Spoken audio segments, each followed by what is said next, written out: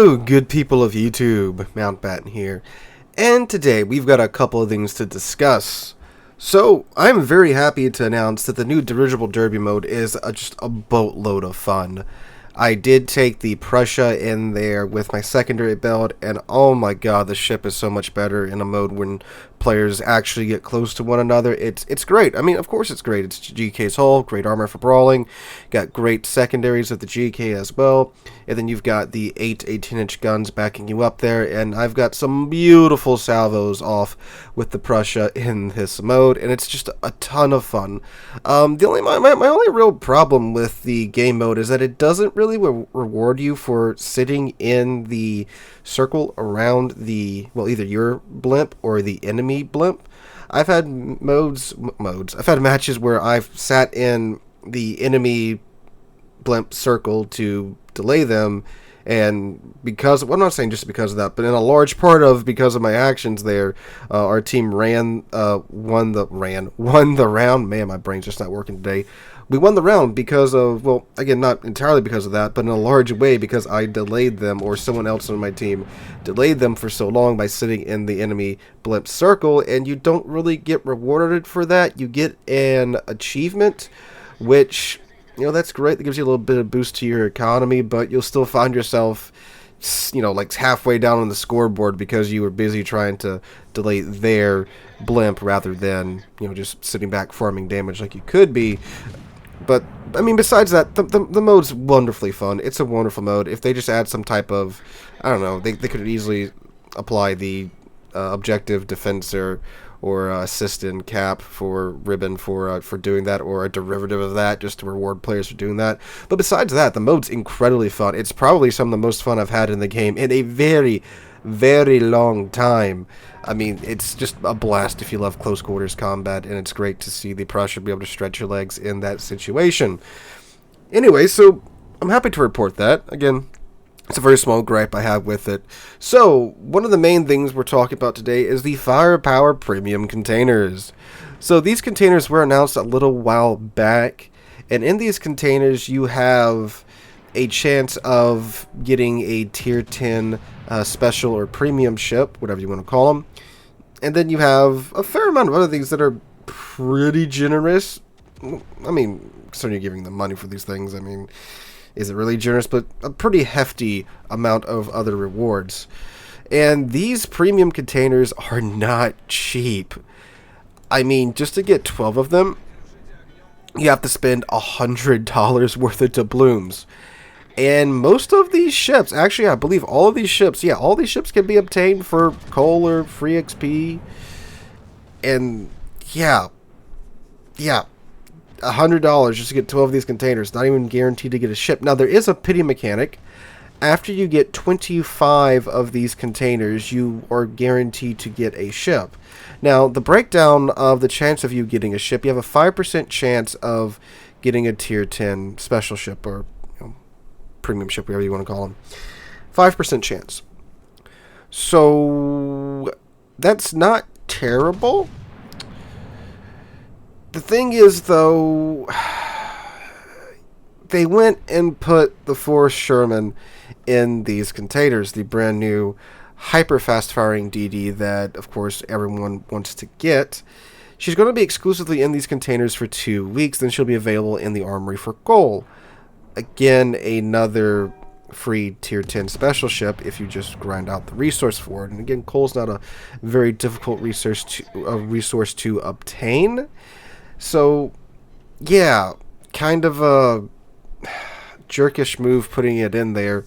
Now, again, it is only in here for 2 weeks, and then after those 2 weeks, you can just get the ship in the armory, and they'll probably sell it in the premium shop too, given their track record of putting high-tier premiums up for sale now.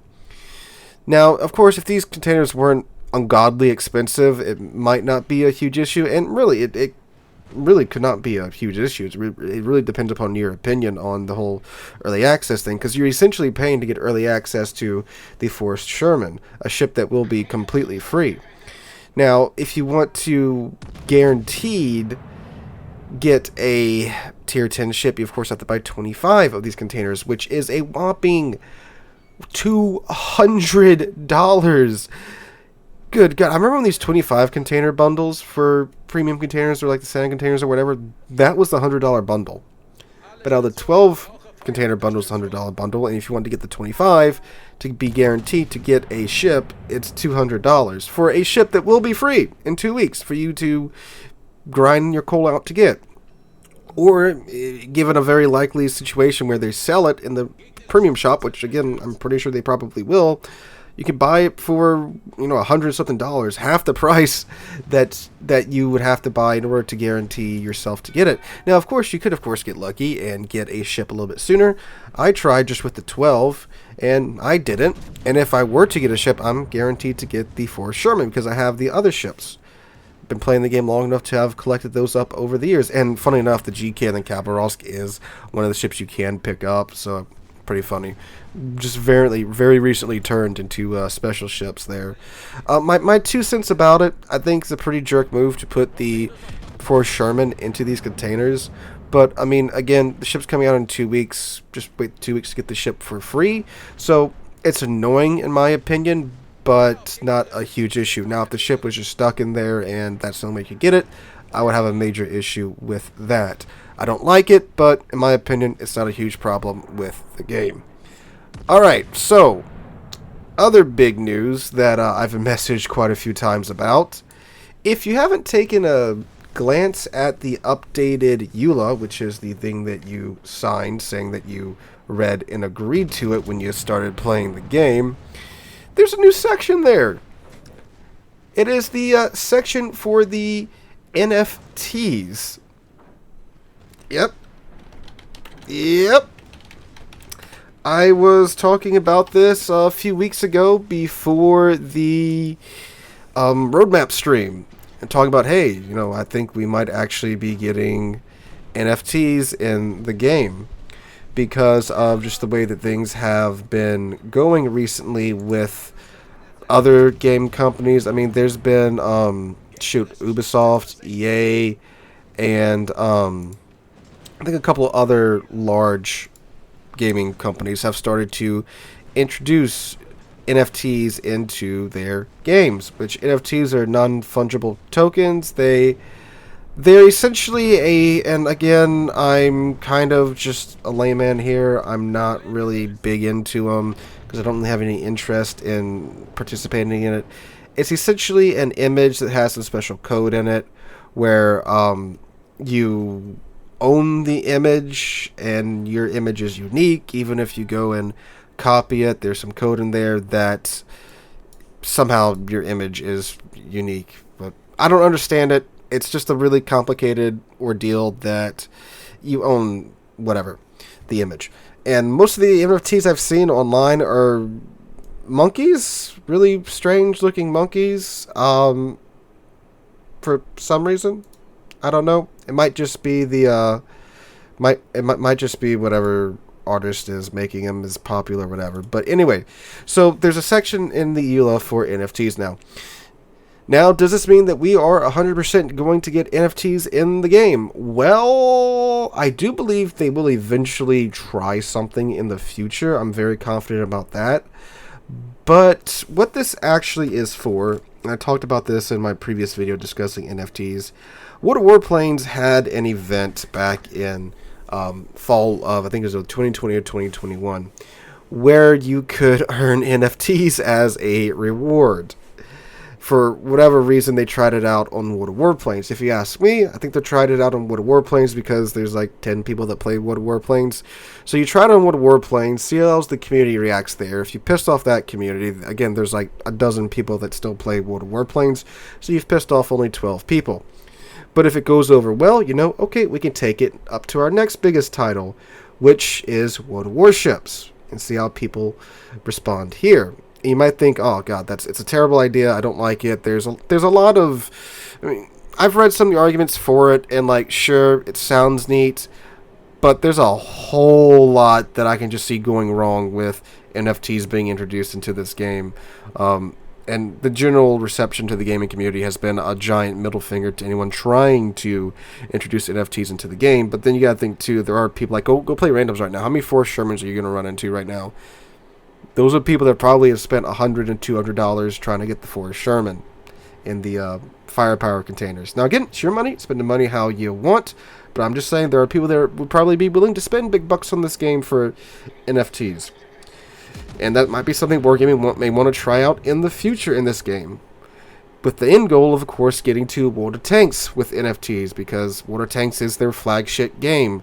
They make God knows how many millions of dollars off of World of Tanks.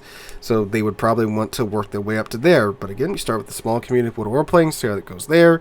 Try next with the medium-sized community, which is World of Warships, see how it goes there. If it's feasible to implement them in World of Warships and then in World of Tanks, they're going to try and go into World of Tanks. But we did get a response from Wargaming on this. Cyberfight, who's the resident Wargaming employee around Reddit, had this to say. Hello, Captains. Due to a special event in World of Warplanes involving the use of NFTs, the section of our EULA was updated to include NFTs. We currently have no plans to bring NFTs in World of Warships, and should this change, we will inform you about our plans. So, yeah, I mean, sounds fairly innocent enough, and given the current state of the community in World of Warships, how so many people are very watchful of anything that Wargaming's doing in the game right now, I don't think they would try to do it like right now. I mean, maybe end of the year, early next year, maybe. Again, I do think they will try sometime in the future, but with submarines being introduced, I don't think they want to poke that bear on top of all the people that are not fans of submarines right now. So, again, it's just for World of Warplanes. It is the general Wargaming EULA, so it seems to be harmless at the moment, but who knows, it could be introduced sometime in the future. And naturally, of course, if they're going to introduce NFTs, they have to have some type of legal documentation about them, of course. So that's the explanation for that, and that's all I got for you today, guys. We'll probably be looking at the Canaries and the Dido here in the next couple of days. Those ships are available to pick up right now, and I will be discussing the method for obtaining them in their respective videos. So let me know what you guys think about all this in the comments down below. Hope you're having a wonderful Friday. And I will be live streaming right here tonight on the channel and on Twitch if you want to come hang out with us for that. We will be doing community divs for the last hour of stream. That's why I div up with you guys and we go around, have some good times. Probably be playing a lot of Dirigible Derby on stream. Having an absolute blast with it right now. I'm just in love with this game mode. It's such a refreshing take on the game and such a refreshing mode to finally have something else besides just random battles in the game. Anyway, guys, hope you guys enjoyed. Hope you guys are having a wonderful Friday. If you did enjoy the video, make sure to like the video and subscribe to the channel. We're on our way to 35,000 subs, and I cannot thank you guys enough for that. Again, hope you have a wonderful weekend. Hope to catch you guys in the next one.